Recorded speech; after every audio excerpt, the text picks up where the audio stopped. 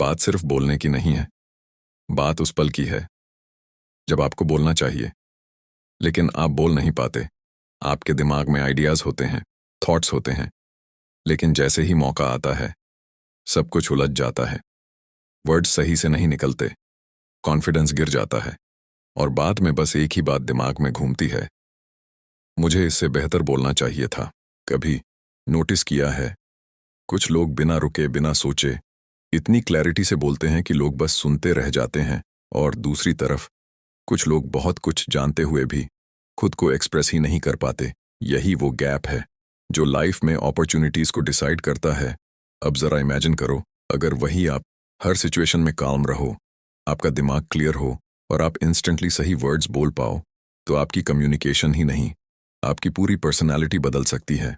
सच ये है, ये कोई मैजिक नहीं है, और ना ही ये किसी स्पेशल टैलेंट का खेल है।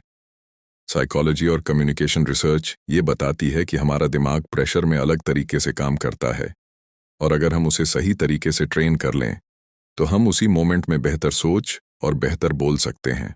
और यही जगह है जहां ये किताब think faster talk smarter by Matt Abrahams हमारे सामने एक नया दरवाजा खोलती है। इस किताब में ऐसे छोटे छोटे लेकिन पावरफुल तरीके बताए गए हैं जो आपकी बातचीत को पूरी तरह बदल सकते हैं। ये कोई थ्योरी नहीं है, ये प्रैक्टिकल साइकोलॉजी है, रियल लाइफ ऑब्जर्वेशन है, और टेस्टेड टेक्निक्स हैं जो दुनिया भर में काम करती हैं। और यही समझाता है ये पावरफुल नॉलेज कि कैसे आप अपने थॉट्स को ऑर्गेनाइज करें, कैसे डर को कंट्रोल करें, और कैसे बिना ओवरथिंकिंग के कॉन्फिडेंटली बोलें। ये सिर्फ बोलना नहीं सिखाता, ये आपको वो क्लैरिटी देता है जो आपकी हर बातचीत को स्ट्रांग बना सकता है, चाहे वो इंटरव्यू हो, मीटिंग हो, या कोई भी unexpected situation.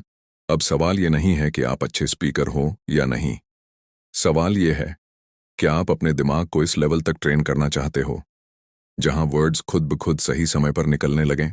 Chapter 1, the real problem, why V fridge while speaking.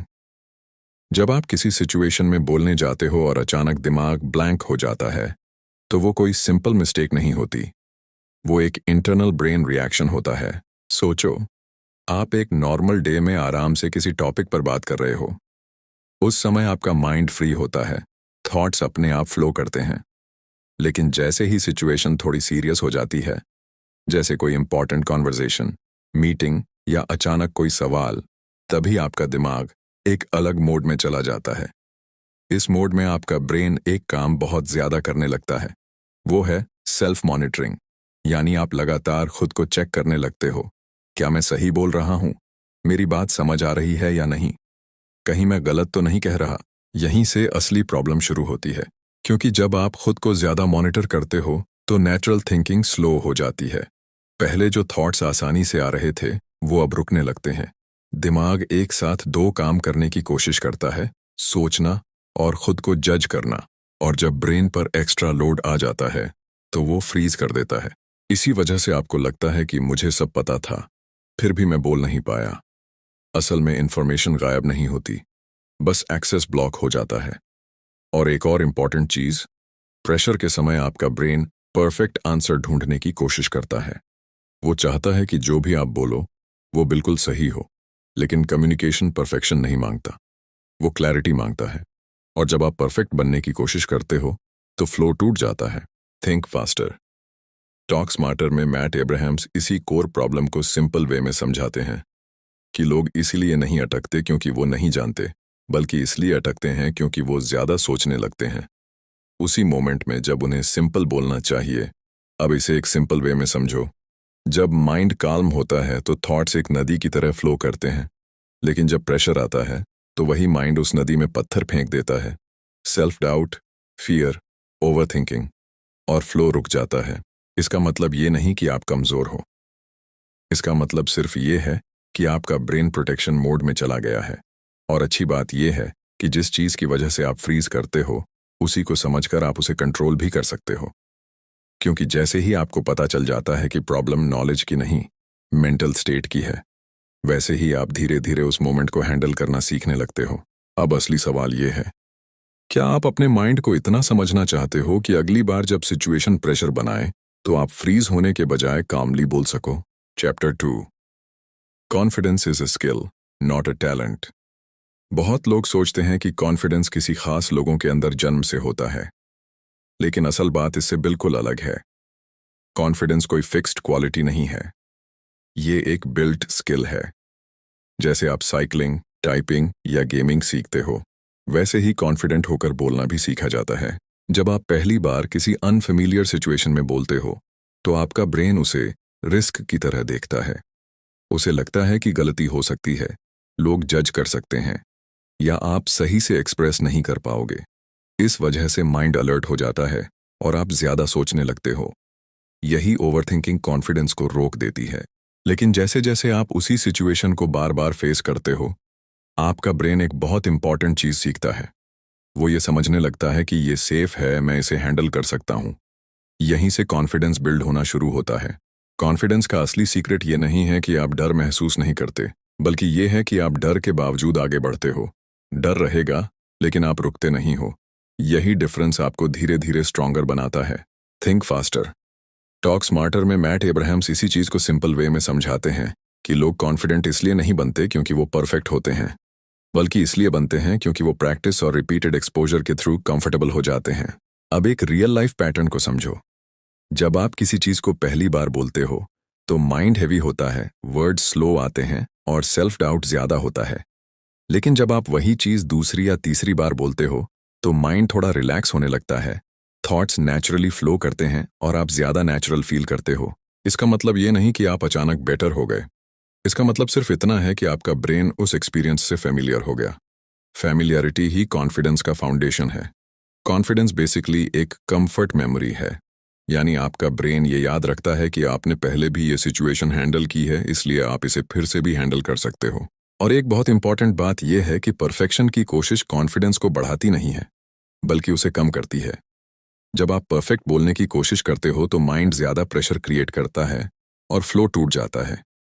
लेकिन जब आप सिंपल और नेचुरल तरीके से बोलते हो, तो कॉन्फिडेंस धीरे धीरे बिल्ड होता है। असल ग्रोथ तब होती है जब आप इम्परफेक्ट होकर भी बोलते रहते हो। हर बार बोलने से आपका ब्रेन नया एक्सपीरियंस कलेक्ट करता है और धीरे धीरे डर कम होता जाता है। तो असली सवाल ये नहीं है कि आप कॉन्फिडेंट हो या नहीं। असली सवाल ये है कि क्या आप अपने ब्रेन को यह सिखाने के लिए रेडी हो कि बोलना सेफ है, नॉर्मल है और प्रैक्टिस से आसान होता जाता है। Chapter 3, think less, speak better. कभी आपने नोटिस किया है, जब आप बहुत ज्यादा सोचने लगते हो, तब आप और भी कंफ्यूज हो जाते हो? आपको बोलना तो सिंपल सा होता है, लेकिन जैसे ही आप रुककर सोचते हो कि क्या बोलूं, कैसे बोलूं, सही लगेगा या नहीं, उसी मोमेंट में सब कुछ हैवी लगने लगता है। और फिर रिजल्ट वही होता है, आप या तो बहुत देर से बोलते हो या फिर बोल ही नहीं पाते। असल में प्रॉब्लम आपके आइडियाज की नहीं है। प्रॉब्लम यह है कि आप सोचने के प्रोसेस को ओवर कॉम्प्लिकेट कर देते हो। जब आप नेचुरल होते हो, तो वर्ड्स अपने आप फ्लो करते हैं। लेकिन जैसे ही आप हर सेंटेंस को परफेक्ट बनाने की कोशिश करते हो, आपका माइंड दो हिस्सों में बंट जाता है। एक हिस्सा सोचता है, दूसरा हिस्सा जज करता है। और जब थिंकिंग और सेल्फ चेकिंग साथ चलती है, तो क्लैरिटी टूट जाती है। इसी वजह से बहुत बार ऐसा होता है कि आपके पास सिंपल सा जवाब होता है, लेकिन आप उसे इतना घुमा देते हो कि वो कॉम्प्लिकेटेड लगने लगता है और सामने वाला भी आपकी बात से कनेक्ट नहीं कर पाता। थिंक फास्टर, टॉक स्मार्टर में मैट एब्राहम्स इसी कोर आइडिया को एक्सप्लेन करते हैं कि अच्छा स्पीकर वो नहीं होता जो ज्यादा सोचता है, बल्कि वो होता है जो सही मोमेंट पर सिंपल तरीके से सोच पाता है और बोल देता है। थिंकलेस का मतलब ये नहीं है कि आप बिल्कुल सोचो ही मत।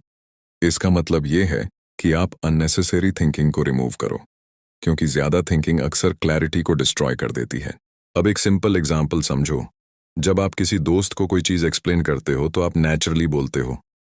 आप ग्रामर नहीं सोचते, परफेक्ट वर्ड्स नहीं ढूंढते, फिर भी आपकी बात समझ आ जाती है, क्योंकि वहां ओवर थिंकिंग नहीं होती, बस फ्लो होता है। लेकिन जैसे ही वही सिचुएशन थोड़ा फॉर्मल या इंपॉर्टेंट हो जाती है, आपका माइंड सडनली कंट्रोल करने लगता है। ये सही बोल रहा हूं या नहीं, ये वर्ड ठीक है या नहीं, और वहीं से नेचुरल फ्लो टूट जाता है।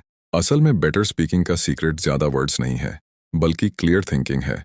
और क्लियर थिंकिंग तभी आती है जब आप माइंड को अननेसेसरी प्रेशर से फ्री करते हो, जब आप स्लो डाउन करते हो, सिंपल सोचते हो और खुद को अलाउ करते हो कि परफेक्ट नहीं, बस क्लियर बोलना है। तभी आपकी कम्युनिकेशन नेचुरली इंप्रूव होती है, क्योंकि कम्युनिकेशन का गोल इम्प्रेस करना नहीं है, बल्कि समझाना है। और जो बात सिंपल होती है वही सबसे ज्यादा पावरफुल होती है। तो अगली बार जब आप बोलने लगो तो खुद से ये मत पूछो कि मैं परफेक्ट बोल रहा हूं या नहीं। बस ये सोचो कि क्या मेरी बात क्लियर है, और शायद यहीं से आपकी कम्युनिकेशन पूरी तरह बदलने लगेगी। Chapter 4, the power of simple structures. कभी ऐसा हुआ है कि आपके दिमाग में बहुत सारे थॉट्स एक साथ चल रहे हों और आप समझ ही नहीं पा रहे हों कि शुरू कहां से करें। आप बोलना चाहते हो, लेकिन वर्ड्स बिखरे हुए लगते हैं। सामने वाला सुन तो रहा है, लेकिन आपकी बात क्लियर नहीं पहुंच रही। और फिर आप सोचते हो, यार, मैं सही से एक्सप्लेन ही नहीं कर पा रहा। असल में प्रॉब्लम ये नहीं है कि आपके पास आइडियाज नहीं है। प्रॉब्लम ये है कि आपके आइडियाज को शेप नहीं मिला है। जब हम बिना स्ट्रक्चर के बोलते हैं तो हमारी बात एक डायरेक्शन में नहीं जाती। हम कभी यहां जाते हैं, कभी वहां, और लिसनर को समझ ही नहीं आता कि मेन पॉइंट क्या है। लेकिन जब हम अपने थॉट्स को एक सिंपल स्ट्रक्चर में रखते हैं तो वही मेसी आइडिया एक क्लियर मैसेज बन जाता है। थिंक फास्टर, टॉक स्मार्टर में मैट एब्राहम्स इसी चीज को बहुत सिंपल तरीके से समझाते हैं कि अच्छा कम्युनिकेशन स्पॉन्टेनियस वर्ड्स से नहीं आता, बल्कि सिंपल मेंटल स्ट्रक्चर से आता है। स्ट्रक्चर का मतलब कॉम्प्लिकेटेड फ्रेमवर्क नहीं है। इसका मतलब है अपने थॉट्स को एक ऑर्डर देना। जैसे शुरुआत कहां से करनी है, मेन पॉइंट क्या है, और एंड में क्या कहना है। जब आपके पास एक सिंपल स्ट्रक्चर होता है तो आपका दिमाग भी शांत रहता है। आपको हर शब्द सोचने की जरूरत नहीं पड़ती। आप बस फ्लो में बोलते जाते हो, क्योंकि आपको पता होता है कि डायरेक्शन क्या है। अब इसे एक रियल लाइफ एग्जाम्पल से समझो। जब आप किसी को कोई बात समझाते हो और आपके पास कोई ऑर्डर नहीं होता, तो आप बार बार रुकते हो, रिपीट करते हो और कंफ्यूज हो जाते हो। लेकिन जब आप पहले ही मेंटली तय कर लेते हो कि पहले पॉइंट बताऊंगा, फिर एक्सप्लेनेशन दूंगा और फिर कंक्लूजन दूंगा, तो आपकी बात नेचुरली स्मूथ हो जाती है। सिंपल स्ट्रक्चर आपको फ्रीडम देता है, freedom to speak without fear of getting lost in your own thoughts. और सबसे बड़ी बात यह है कि स्ट्रक्चर आपकी थिंकिंग को भी क्लियर बनाता है, क्योंकि जब दिमाग को पता होता है कि उसे कहाँ जाना है तो वो अननेसेसरी डायरेक्शंस में नहीं भटकता। असल में पावरफुल स्पीकर्स वो नहीं होते जो बहुत कॉम्प्लेक्स बोलते हैं, बल्कि वो होते हैं जो सिंपल स्ट्रक्चर में कॉम्प्लेक्स आइडियाज को भी क्लियर बना देते हैं। तो जब भी आप बोलने जाएं तो अपने आप से ये मत पूछो कि मैं क्या क्या बोलूं, बल्कि ये पूछो कि मैं अपनी बात को सिंपल ऑर्डर में कैसे रखूं। और शायद यहीं से आपकी कम्युनिकेशन मेसी से क्लियर बनना शुरू हो जाती है। Chapter 5, listening is the real super power. अक्सर हम सोचते हैं कि अच्छा बोलना ही कम्युनिकेशन की सबसे बड़ी स्किल है, लेकिन सच इससे थोड़ा अलग है। कभी ध्यान दिया है, जब कोई आपके सामने बोल रहा होता है तो आप सच में सुनते हो या बस अपने जवाब के बारे में सोच रहे होते हो? यहीं पर असली डिफरेंस बनता है। बहुत लोग बातचीत में इसलिए स्ट्रगल करते हैं क्योंकि वो सामने वाले को समझने के बजाय पहले से ही अपने जवाब को तैयार करने लगते हैं।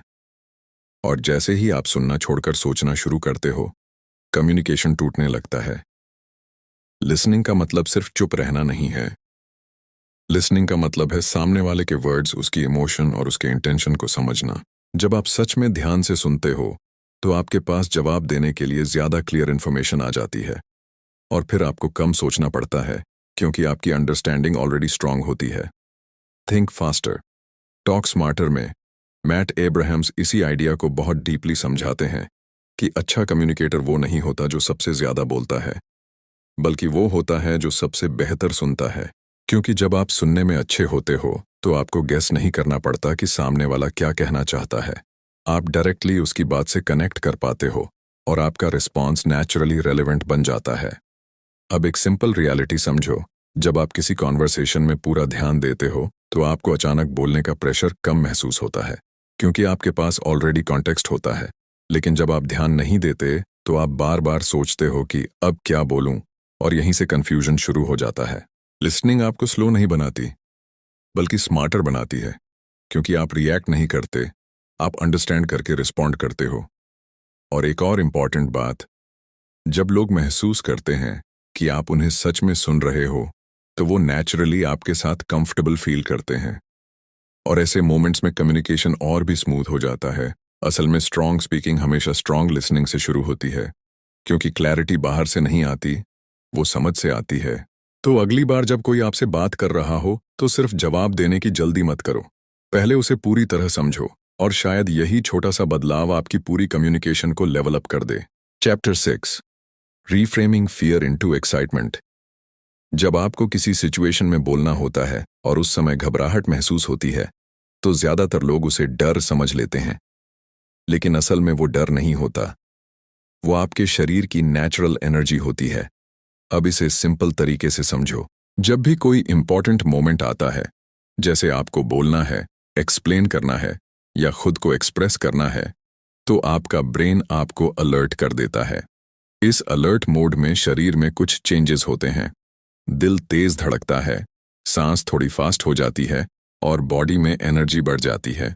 ये सब इसलिए होता है ताकि आप उस मोमेंट में एक्टिव और रेडी रहो। लेकिन प्रॉब्लम यहाँ शुरू होती है, आप उसी बॉडी सिग्नल को गलत तरीके से इंटरप्रेट कर लेते हो। आप सोचते हो मैं नर्वस हूँ, कुछ गलत हो जाएगा, और जैसे ही आप इसे डर मान लेते हो, आपका माइंड और भी टाइट हो जाता है।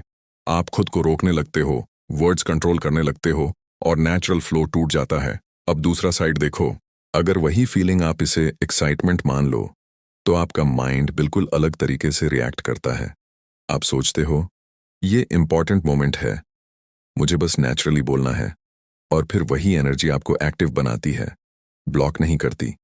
थिंक फास्टर, टॉक स्मार्टर में मैट एब्राहम्स इसी साइकोलॉजिकल शिफ्ट को समझाते हैं कि नर्वसनेस को हटाना गोल नहीं है, बल्कि उसे सही तरीके से इंटरप्रेट करना असली स्किल है। अब एक रियल लाइफ एग्जाम्पल समझो। मान लो आप किसी इंपॉर्टेंट कॉन्वर्सेशन या पब्लिक स्पीकिंग सिचुएशन में हो। अगर आप अपने अंदर चल रही एनर्जी को फियर समझते हो, तो आप धीरे धीरे श्रिंक होने लगते हो, कम बोलते हो, जल्दी खत्म करना चाहते हो, और बस यही सोचते हो कि ये मोमेंट जल्दी खत्म हो जाए। लेकिन अगर आप उसी एनर्जी को एक्साइटमेंट समझते हो, तो वही एनर्जी आपको ओपन बनाती है। आपकी वॉइस स्ट्रॉन्गर होती है, थॉट्स फ्लो करने लगते हैं, और आप नेचुरली एक्सप्रेस करने लगते हो। असल में फर्क सिचुएशन का नहीं होता, फर्क आपकी इंटरप्रिटेशन का होता है। एक और जरूरी बात यह है कि आपका ब्रेन शब्दों से ज्यादा मीनिंग को समझता है। अगर आप खुद से बार बार कहते हो कि मैं नर्वस हूं, तो आपका ब्रेन उसे थ्रेट मान लेता है और आपको और भी रिस्ट्रिक्ट करता है। लेकिन अगर आप उसे आई एम एक्साइटेड की तरह इंटरप्रेट करते हो, तो वही ब्रेन उस एनर्जी को परफॉर्मेंस फ्यूल की तरह यूज करने लगता है। इसीलिए जब भी घबराहट महसूस हो, उसे दबाने की कोशिश मत करो, बस उसका मीनिंग बदलो, क्योंकि एनर्जी वही रहती है, सिर्फ डायरेक्शन बदलती है। और जैसे ही आप ये छोटा सा शिफ्ट कर लेते हो, वही फीलिंग जो आपको रोक रही थी, वही आपको नेचुरली बोलने में मदद करने लगती है। Chapter 7, speak clearly not perfectly. कभी आपने नोटिस किया है, जब आप बोलने की कोशिश करते हो और सोचते हो कि मुझे परफेक्ट बोलना है, तो आप और ज्यादा अटकने लगते हो। आप हर शब्द को चूज करने लगते हो, हर सेंटेंस को बार बार एडिट करते हो, और इसी प्रोसेस में आपकी बात का फ्लो टूट जाता है। सामने वाला सुन तो रहा होता है, लेकिन आपकी बात का रियल मीनिंग धीरे धीरे खोने लगता है। असल में कम्युनिकेशन का गोल कभी भी परफेक्ट होना नहीं था, उसका गोल हमेशा क्लियर होना था। क्लियर होने का मतलब है कि आपकी बात आसानी से समझ आ जाए, बिना एक्स्ट्रा एफर्ट के, बिना कंफ्यूजन के। लेकिन परफेक्ट बनने की कोशिश में हम अपनी नेचुरल सिंप्लिसिटी को कॉम्प्लिकेट कर देते हैं। थिंक फास्टर, टॉक स्मार्टर में मैट एब्राहम्स इसी कोर आइडिया को बहुत सिंपल तरीके से समझाते हैं कि लोग अच्छे स्पीकर इसलिए नहीं बनते क्योंकि वो परफेक्ट बोलते हैं, बल्कि इसलिए बनते हैं क्योंकि वो क्लियरली और नेचुरली बोलते हैं। अब इसे एक रियल सिचुएशन से समझो। जब आप किसी दोस्त को कोई बात एक्सप्लेन करते हो, तो आप बिना सोच विचार के बोलते हो। वहां आपको ग्रामर या परफेक्ट सेंटेंस की चिंता नहीं होती, फिर भी सामने वाला आपकी बात समझ जाता है। क्यों? क्योंकि आपकी बात क्लियर होती है। लेकिन जैसे ही वही बात किसी इंपॉर्टेंट सिचुएशन में आती है, आपका माइंड प्रेशर क्रिएट करने लगता है। गलत मत बोलना, परफेक्ट बोलना है, और यहीं से नेचुरल फ्लो टूट जाता है। असल में प्रॉब्लम ये नहीं है कि आप बोल नहीं सकते, प्रॉब्लम यह है कि आप खुद पर अननेसेसरी प्रेशर डाल देते हो। क्लियर स्पीकिंग का मतलब है सिंपल वर्ड्स, सिंपल स्ट्रक्चर और ऑनेस्ट एक्सप्रेशन। जब आप अपनी बात को सिंपल रखते हो, तो लिसनर को समझने में आसानी होती है और आपको सोचने में भी कम एफर्ट लगता है।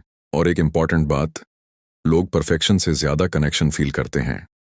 अगर आपकी बात इम्परफेक्ट भी हो लेकिन क्लियर हो, तो वो ज्यादा इम्पैक्टफुल होती है बनिस्बत एक परफेक्ट लेकिन कंफ्यूजिंग सेंटेंस के। क्योंकि कम्युनिकेशन का रियल पर्पस इंप्रेस करना नहीं है, बल्कि समझाना है। तो अगली बार जब आप बोलने लगो तो अपने आप से ये मत पूछो कि क्या ये परफेक्ट लग रहा है, बस ये देखो कि क्या मेरी बात क्लियर है। और शायद यही छोटा सा शिफ्ट आपकी कम्युनिकेशन को सिंपल से पावरफुल बना दे। Chapter 8, the art of spontaneous story telling. कभी ऐसा हुआ है कि आप किसी सिचुएशन में कुछ एक्सप्लेन करना चाहते हो, लेकिन समझ नहीं आता कि शुरुआत कहाँ से करें। आपके पास बात होती है, एक्सपीरियंस होता है, लेकिन जैसे ही बोलना शुरू करते हो सारी चीजें बिखरी हुई लगती हैं और फिर सामने वाला इंटरेस्ट खोने लगता है क्योंकि आपकी बात क्लियर डायरेक्शन में नहीं जाती। असल में प्रॉब्लम ये नहीं है कि आपके पास स्टोरी नहीं है, प्रॉब्लम ये है कि आप अपनी स्टोरी को स्ट्रक्चर और फ्लो में प्रेजेंट नहीं कर पाते। हम सब अपनी डेली लाइफ में बहुत सारी छोटी छोटी स्टोरीज जीते हैं, एक्सपीरियंस, ऑब्जर्वेशन, मोमेंट्स, लेकिन उन्हें नेचुरली और स्पॉन्टेनियसली बोलना एक स्किल है। थिंक फास्टर, टॉक स्मार्टर में मैट एब्राहम्स बताते हैं कि स्पॉन्टेनियस स्टोरी टेलिंग कोई टैलेंट नहीं है, ये एक सिंपल तरीका है अपने थॉट्स को ऑर्गेनाइज करके एक्सप्रेस करने का। जब आप बिना स्ट्रक्चर के बोलते हो तो स्टोरी मैसी लगती है, लेकिन जब आप सिंपल फ्लो में अपनी बात रखते हो, शुरुआत, बीच का हिस्सा और अंत, तो वही सिंपल बात बहुत पावरफुल बन जाती है। अब इसे एक सिंपल सिचुएशन से समझो। मान लो आप किसी को कुछ एक्सप्लेन कर रहे हो। अगर आप सीधे बीच से शुरू कर देते हो तो सामने वाला कंफ्यूज हो जाता है, लेकिन अगर आप धीरे धीरे कॉन्टेक्स्ट देते हो, फिर मेन पॉइंट बताते हो और अंत में रिजल्ट बताते हो, तो आपकी बात ऑटोमेटिकली एंगेजिंग बन जाती है। स्पॉन्टेनियस स्टोरी टेलिंग का मतलब ये नहीं है कि आप पहले से स्क्रिप्ट लिखकर बोलो। इसका मतलब ये है कि आप अपने माइंड को इतना क्लियर रखो कि आप मोमेंट में भी अपनी बात को सिंपल फ्लो में ढाल सको। असल में अच्छी स्टोरी वो नहीं होती जो बड़ी होती है, अच्छी स्टोरी वो होती है जो क्लियर होती है और आसानी से फॉलो की जा सकती है। जब आप अपनी बात को सिंपल सीक्वेंस में रखते हो तो लिसनर को समझने में एफर्ट नहीं लगता, और जैसे ही एफर्ट कम होता है अटेंशन बढ़ जाता है। और सबसे इंटरेस्टिंग बात यह है कि जब आप स्टोरीज को सिंपल तरीके से बोलना सीख जाते हो तो आप हर कॉन्वर्सेशन को एंगेजिंग बना सकते हो, चाहे वो स्मॉल टॉक हो या इंपॉर्टेंट डिस्कशन। क्योंकि स्टोरी टेलिंग का असली पावर फैंसी वर्ड्स में नहीं है, बल्कि क्लैरिटी और फ्लो में है। तो अगली बार जब आप कुछ बताने लगो तो खुद से ये मत पूछो कि मैं इसे इम्प्रेसिव कैसे बनाऊं, बस ये सोचो कि मैं इसे सिंपल और इजी टू फॉलो कैसे बना सकता हूं। और शायद यहीं से आपकी स्पॉन्टेनियस स्टोरी टेलिंग नेचुरल और पावरफुल बनना शुरू हो जाए। Chapter 9, how to handle unexpected questions. कभी ऐसा हुआ है कि कोई आपसे अचानक कोई सवाल पूछ ले और उस मोमेंट में आपके दिमाग में सब कुछ खाली सा लगने लगे। आप जानते हो कि जवाब आता है, लेकिन वर्ड्स नहीं मिलते। आप थोड़ा रुक जाते हो, सोचते हो, और फिर जब जवाब आता भी है तो लगता है कि काश मैं पहले बोल पाता। असल में ये सिचुएशन बहुत कॉमन है, और इसका मतलब ये नहीं है कि आप स्मार्ट नहीं हो। इसका मतलब सिर्फ ये है कि आपका ब्रेन सडन प्रेशर में थोड़ी देर के लिए स्लो हो जाता है। जब कोई अनएक्सपेक्टेड क्वेश्चन आता है तो दिमाग तुरंत इंस्टेंट रिस्पॉन्स ढूंढने लगता है, और इसी जल्दी में वो ओवरथिंक करने लगता है। लेकिन इंटरेस्टिंग बात यह है कि इस सिचुएशन में सबसे अच्छा रिस्पॉन्स हमेशा सबसे फास्ट नहीं होता, बल्कि सबसे क्लियर होता है। थिंक फास्टर, टॉक स्मार्टर में मैट एब्राहम्स बताते हैं कि अनएक्सपेक्टेड क्वेश्चंस का डर खत्म करने का तरीका ये नहीं है कि आप हर आंसर पहले से याद कर लो, बल्कि ये है कि आप सीखो कि मोमेंट में सोचकर कैसे रिस्पॉन्ड करना है। अब इसे एक सिंपल तरीके से समझो। जब कोई सवाल आता है तो आपको तुरंत परफेक्ट आंसर देने की जरूरत नहीं होती। आपको बस सिचुएशन को थोड़ा समझने का टाइम लेना होता है। ये स्मॉल पॉज आपके दिमाग को रीसेट कर देता है, और उसी रीसेट के बाद आप बेटर क्लैरिटी के साथ बोल पाते हो। बहुत लोग इस पॉज से डरते हैं, लेकिन सच ये है कि पॉज आपकी वीकनेस नहीं है, वो आपकी थिंकिंग स्पेस है। अब एक रियल लाइफ पैटर्न देखो। जो लोग जल्दी जल्दी बिना सोचे जवाब देते हैं उनकी बात कभी कभी अनक्लियर हो जाती है, लेकिन जो लोग थोड़ा रुककर सोचकर बोलते हैं उनकी बात ज्यादा स्ट्रक्चर्ड और मीनिंगफुल लगती है। अनएक्सपेक्टेड क्वेश्चन को हैंडल करने का एक हिडन सीक्रेट ये भी है कि आपको हमेशा आंसर देने से पहले क्वेश्चन को थोड़ा रीफ्रेम करना चाहिए, यानी अपने माइंड में उसे सिंपल बनाना, ताकि आप उसे क्लियरली समझ सको। जब आप पैनिक नहीं करते और खुद को थोड़ा टाइम देते हो तो आपका ब्रेन ऑटोमेटिकली बेटर कनेक्शंस बनाने लगता है, और फिर जवाब भी नेचुरली बेटर आता है।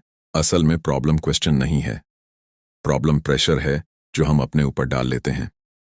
तो अगली बार जब कोई अचानक सवाल पूछे और आपको लगे कि दिमाग खाली हो रहा है, तो खुद को फोर्स मत करो तुरंत बोलने के लिए। बस थोड़ा रुको, सिचुएशन को समझो और फिर सिंपल तरीके से जवाब दो, और शायद उसी छोटे से पॉज में आपका रिस्पॉन्स पहले से कहीं ज्यादा स्ट्रांग बन जाए। Chapter 10, practice smart, not just more. अक्सर लोग सोचते हैं कि अगर उन्हें बेहतर बोलना है तो बस ज्यादा से ज्यादा प्रैक्टिस करनी होगी। लेकिन क्या आपने कभी ध्यान दिया है, बहुत प्रैक्टिस करने के बाद भी कई लोग इंप्रूव नहीं कर पाते? असल में प्रॉब्लम प्रैक्टिस की क्वांटिटी नहीं होती, प्रॉब्लम होती है प्रैक्टिस की क्वालिटी। आप जितना चाहो बोल सकते हो, लेकिन अगर आप बार बार वही गलत पैटर्न रिपीट कर रहे हो बिना उसे नोटिस किए, तो इम्प्रूवमेंट बहुत स्लो हो जाता है। और फिर फ्रस्ट्रेशन आने लगता है कि मैं इतना प्रैक्टिस कर रहा हूं फिर भी चेंज क्यों नहीं हो रहा।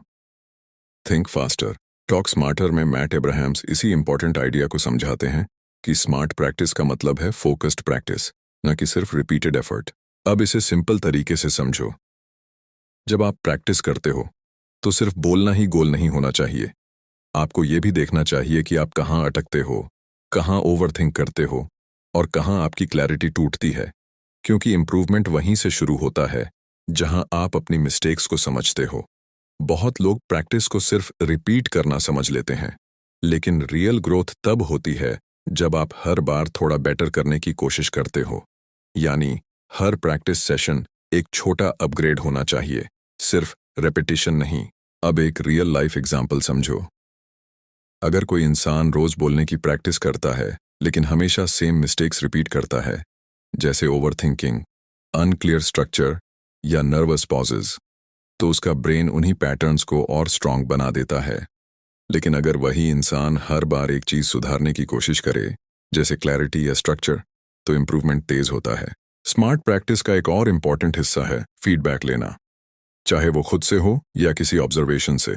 क्योंकि बिना फीडबैक के आप अंदाजा नहीं लगा सकते कि आप सही डायरेक्शन में जा रहे हो या नहीं। और सबसे जरूरी बात, प्रैक्टिस को इंटेंशनल बनाओ। यानी सिर्फ टाइम पास की तरह बोलना नहीं, बल्कि पर्पस के साथ बोलना कि आज मैं क्लैरिटी पर फोकस करूंगा या आज मैं सिंपल स्ट्रक्चर यूज करूंगा। जब आप इस तरह प्रैक्टिस करते हो तो आपका ब्रेन सिर्फ रिपीट नहीं करता, वो लर्न करता है। असल में फर्क इस बात का नहीं है कि आपने कितना प्रैक्टिस किया, फर्क इस बात का है कि आपने प्रैक्टिस से क्या सीखा। तो अगली बार जब आप अपनी कम्युनिकेशन इंप्रूव करना चाहो तो सिर्फ ज्यादा बोलने की कोशिश मत करो, बल्कि स्मार्टर तरीके से बोलो और हर बार खुद को थोड़ा बेटर बनाने की कोशिश करो। और शायद यही चेंज आपकी स्लो ग्रोथ को फास्ट ट्रांसफॉर्मेशन में बदल दे।